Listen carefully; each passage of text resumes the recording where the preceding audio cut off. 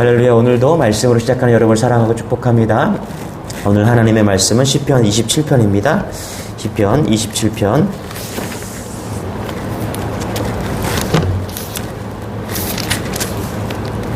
시편 27편 우리 1절부터 14절. 오늘도 말씀을 붙드시고 생명의 삶을 사시는 여러분 되시기를 축원합니다. 우리 교독하도록 하겠습니다. 여호와는 나의 빛이요 나의 구원이시니 내가 누구를 두려워하리요. 여호와는 내 생명의 능력이시니 내가 누구를 무서워하리요. 악인들이 내 살을 먹으려고 내게로 왔으나 나의 대적들 나의 원수들인 그들은 실족하여 넘어졌도다. 군대가 나를 대적하여 진칠지라도 내 마음이 두렵지 아니하며 전쟁이 일어나 나를 치려 할지라도 나는 여전히 태어나리로다. 내가 여호와께 바라는 한 가지 것을 구하리니 곧 내가 내 평생에 여호와의 집에 살면서 여호와의 아름다움을 바라보며 그의 성전에서 사모하는 그것이라. 여호와께서 환난 날에 나를 그의 초막 속에 비밀히 지키시고 그의 장막 은밀한 곳에 나를 숨기시며 높은 바위 위에 두시리로다. 이제 내 머리가 나를 둘러싼 내 원수 위에 들리리니 내가 그의 장막에서 즐거운 제사를 드리겠고 노래하며 여호와를 찬송하리로다. 여호와여 내가 소리내어 부르짖을 때에 들으시고 또한 나를 긍휼히 여기사 응답하소서.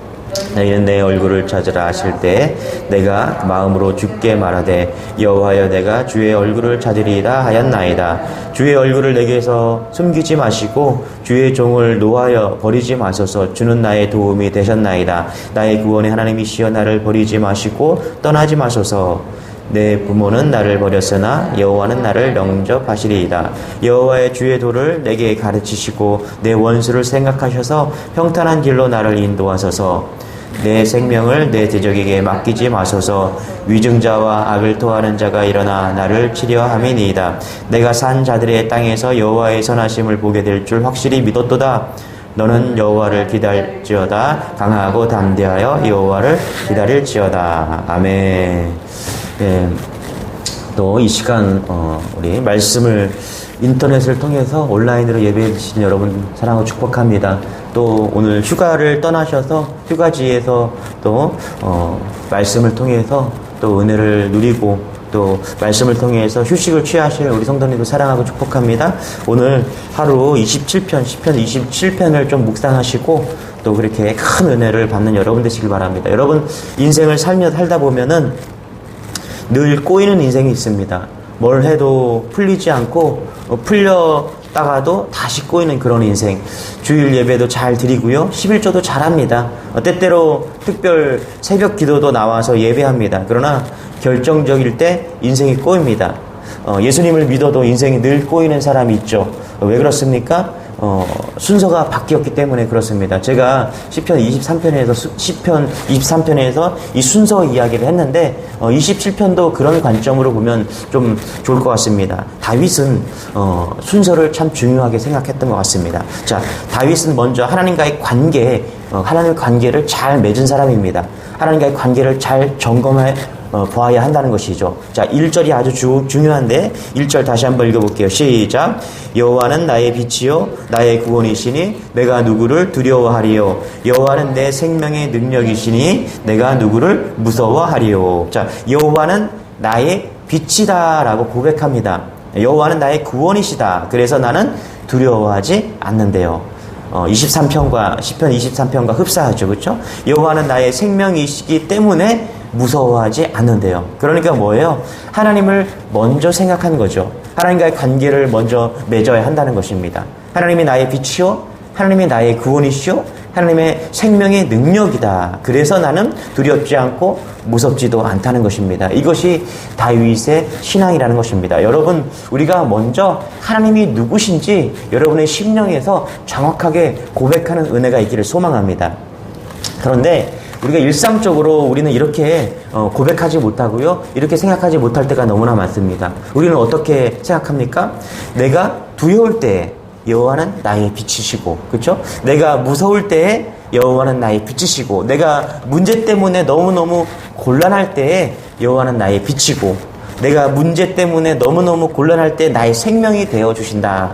이렇게 순서를 바꿔서 고백할 때가 너무나 많다는 것입니다.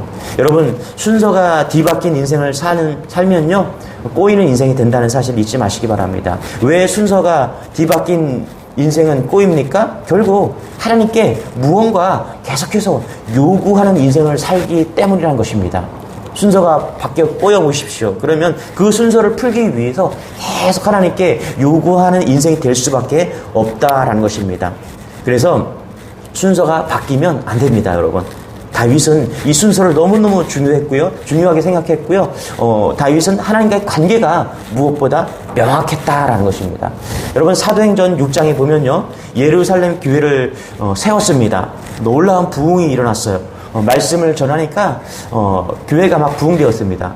여러분, 이런 상황 속에서 말씀이 살아있으면 부흥됨을 믿으시기 바랍니다. 우리 성도들의 심령이 부흥되기를 소망합니다.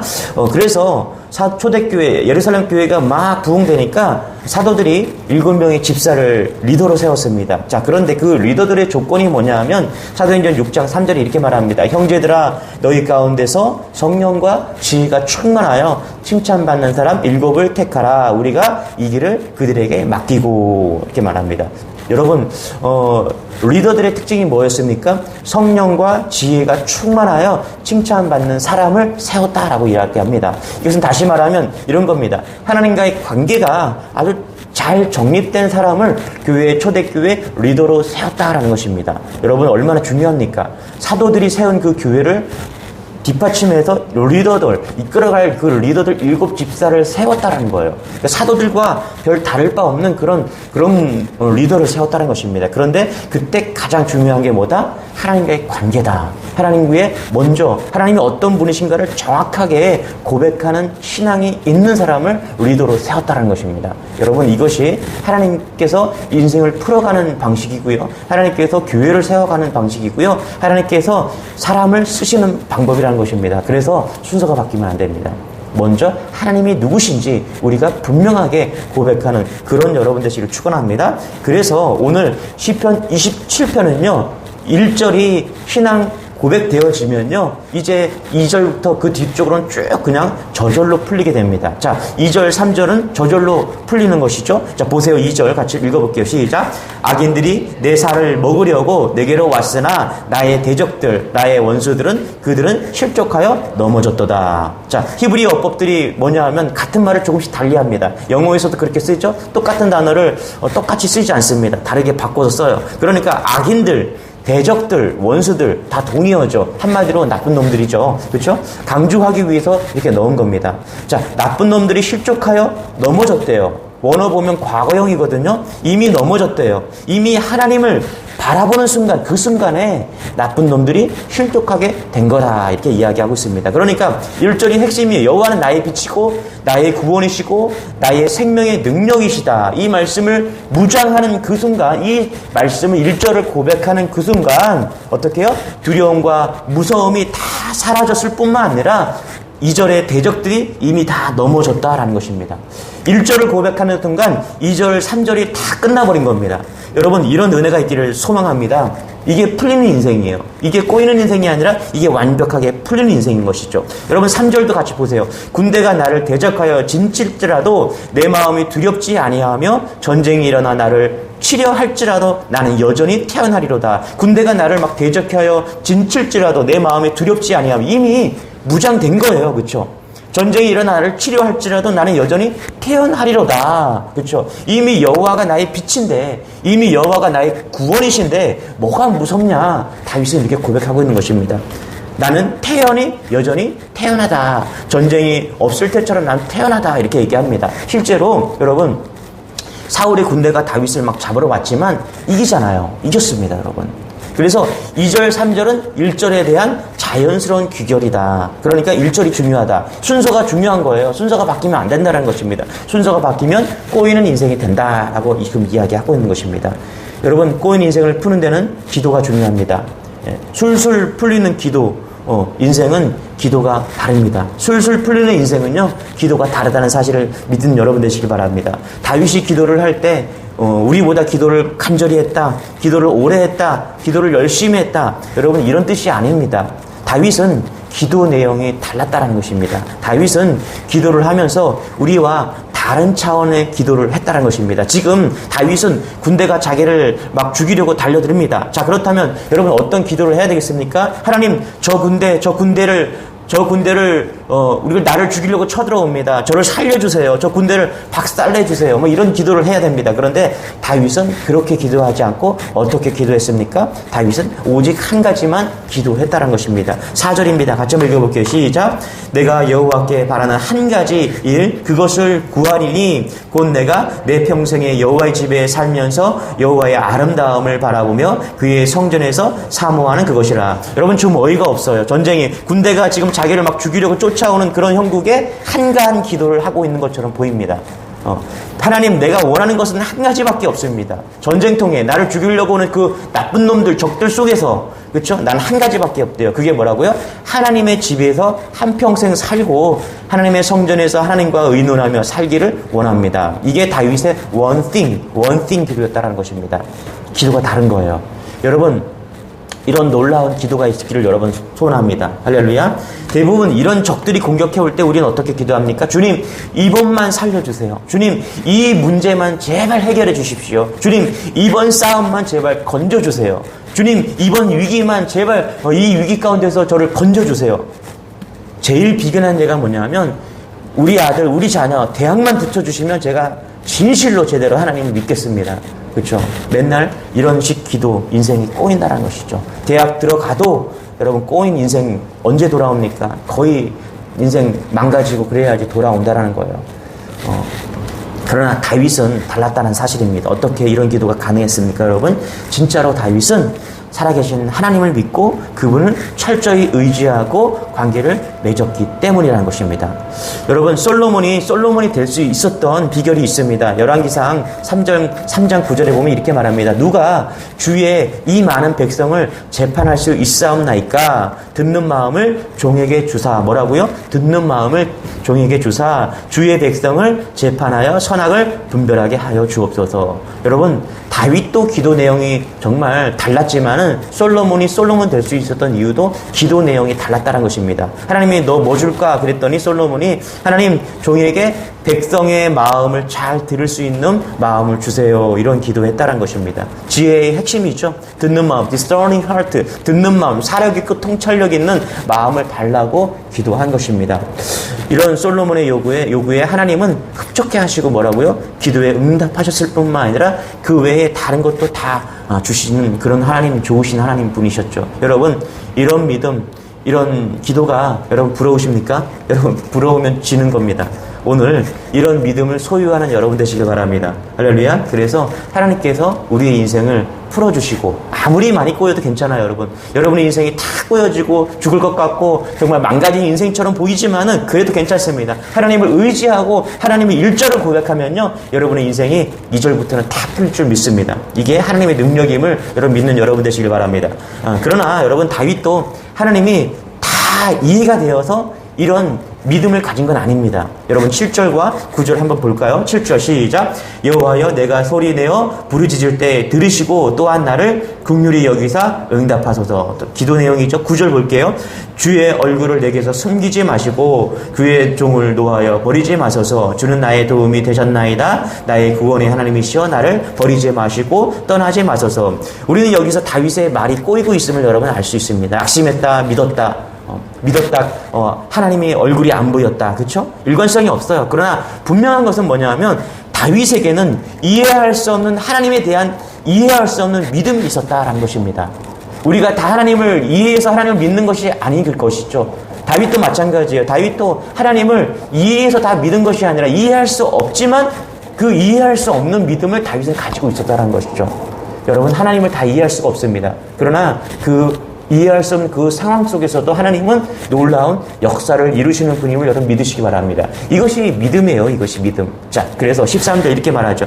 내가 산 자들의 땅에서 여호와의 선하심을 보게 될 줄 확실히 믿었도다. 하나님의 얼굴을 숨기고 계신 상황인데, 그죠? 9절에서 하나님이 안 보였잖아요. 얼굴이 숨기고 계신 그런 상황인데 주님이 노하신 것 같은데, 주님이 자신을 물리치신 것 같은데, 주님이 자신을 버리고 외면한 것 같은 상황인데 뭐라고 그래요? 아버지, 어머니도 나를 버린 것 같은데 하나님을 확실히 믿는다고 고백하고 있는 것입니다. 여러분, 이게 다윗의 놀라운 믿음인 거죠. 누구나 하나님이 이렇게 믿어진다면 문제가 될 것이 없을 것입니다.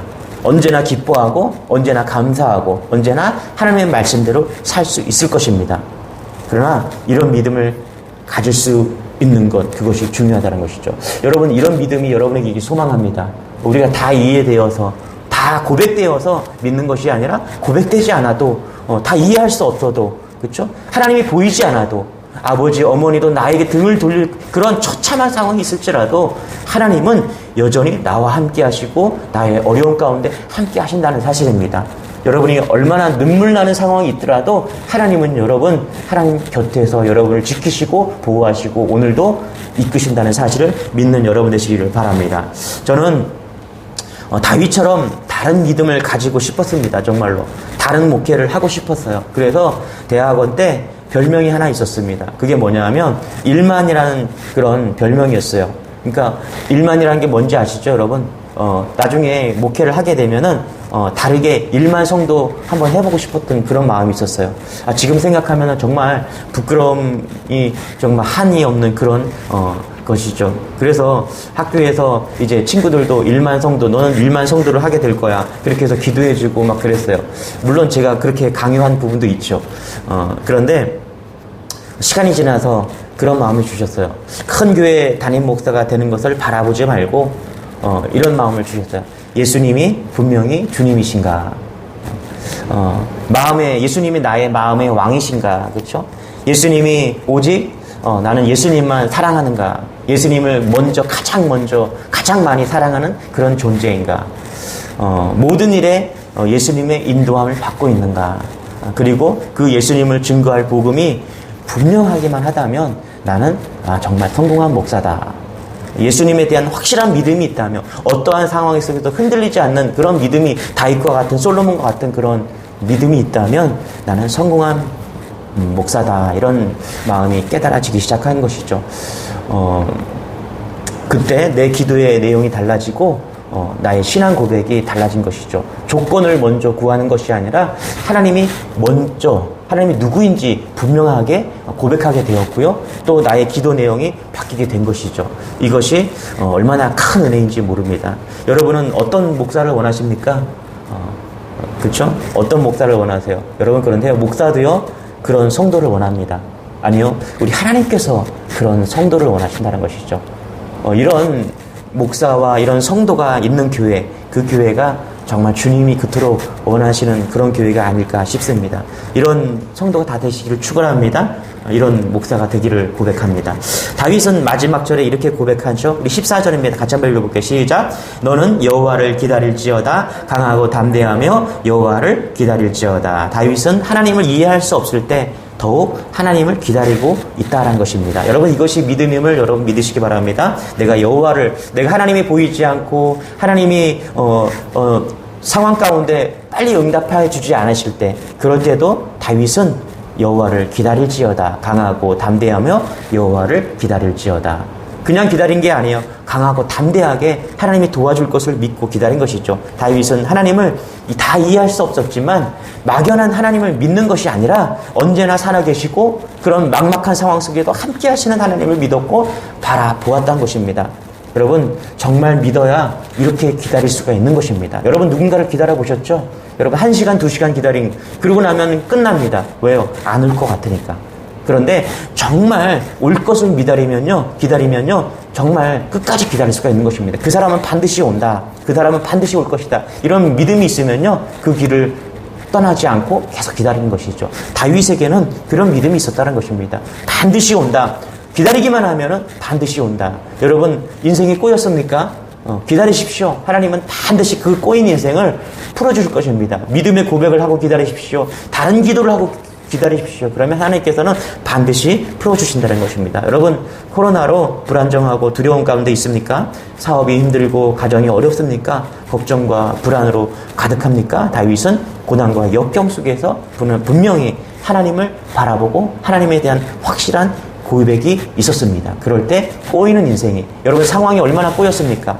그런데 이런 상황 속에서도 풀어주시는 인생은 반드시 풀어주신다는 것이죠. 이것이 믿음입니다. 이것이 이 믿음을 붙잡고 나아가면 하나님은 이런 어려운 상황 속에서도 우리를 풀어주시는 그런 분임을 믿고 오늘도 풀리는 인생 사시는 여러분들 축원합니다. 기도하겠습니다. 하나님 감사합니다. 오늘도 시편 23편이 이 다윗의 시편이 우리의 시편이 되게 하시니 감사합니다. 꼬이는 인생, 풀리는 인생으로 믿음 주시니 감사합니다. 하나님 먼저 하나님을 고백하게 도와주옵소서. 하나님 다른 기도하게 도와주옵소서. 다윗처럼 솔로몬처럼 고백하게 하시고 다른 기도로 풀리는 인생이 될 수 있도록 은혜를 더하여 주옵소서. 특별히 하나님 휴가 기간입니다. 멀리 있는 성도들, 타지에 나가 있는 성도들 안전하게 붙잡아 주시고 또 코로나로부터 안전하게 붙잡아 주시고 하나님께서 우리 자녀들도 멀리 있는 자녀들도 하나님께서 붙잡아 주셔서 안전한 하루가 될 수 있게 하시고 은혜의 하루가 다 될 수 있도록 도와주옵소서. 특별히 말씀 붙잡고 하루를 시작하는 모든 성도들 하나님께서 은혜를 더하여 주시고 힘을 더하여 주시고 성령님이 함께하여 주옵소서. 감사드리며 예수님의 이름으로 기도드리옵나이다. 아멘. 우리 주여 한번 붙이시고 오늘 말씀 붙드시고 우리 기도하는 여러분 되시길 바랍니다. 주여 하나님 감사